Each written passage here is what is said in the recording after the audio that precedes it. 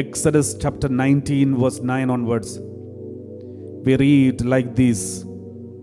Exodus 19:9. Then the Lord said to Moses, I'm going to come to you in a dense cloud, in order that the people may hear when I speak with you, and so trust you ever after. When Moses had told the words of the people to when Moses had told the words of the people to the Lord. Verse 10. The Lord said to Moses, go to the people and consecrate them today and tomorrow. Have them wash their clothes and prepare for the third day, because on the third day the Lord will come down upon Mount Sinai in the sight of all the people. My dear brothers and sisters, God is telling Moses, go and consecrate the people today and tomorrow.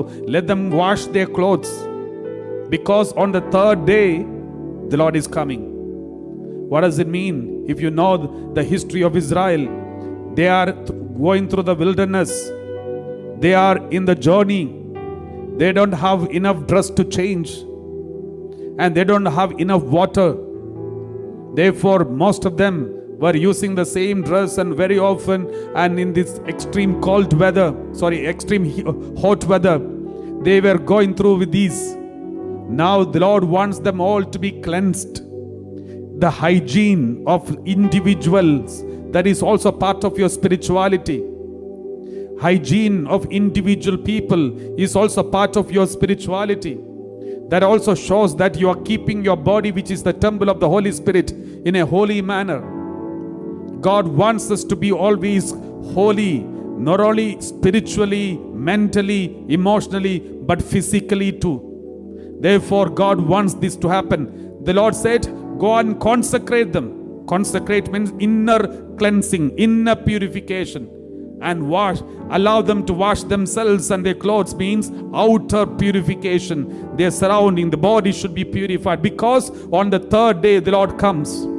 Anyone who expects God to come and take control of your family, take control of your body, take control of your personal life, make sure you cleanse yourself, inner heart, inside of you, and also your body, your home, your room, your house.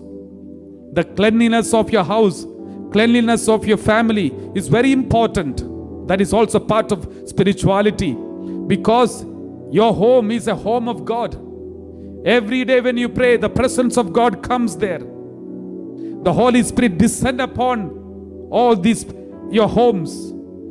Normally when the Holy Spirit comes to your family where there is disorder, Holy Spirit will bring disorder. Because in the beginning, when God created the whole universe, there was disorder. When the Spirit came, there was order.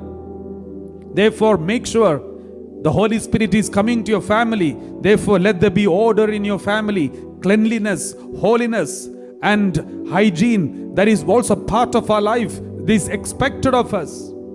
Because Bible says very clearly, God said to Moses, go to the people and consecrate them today and tomorrow. Have them wash their clothes.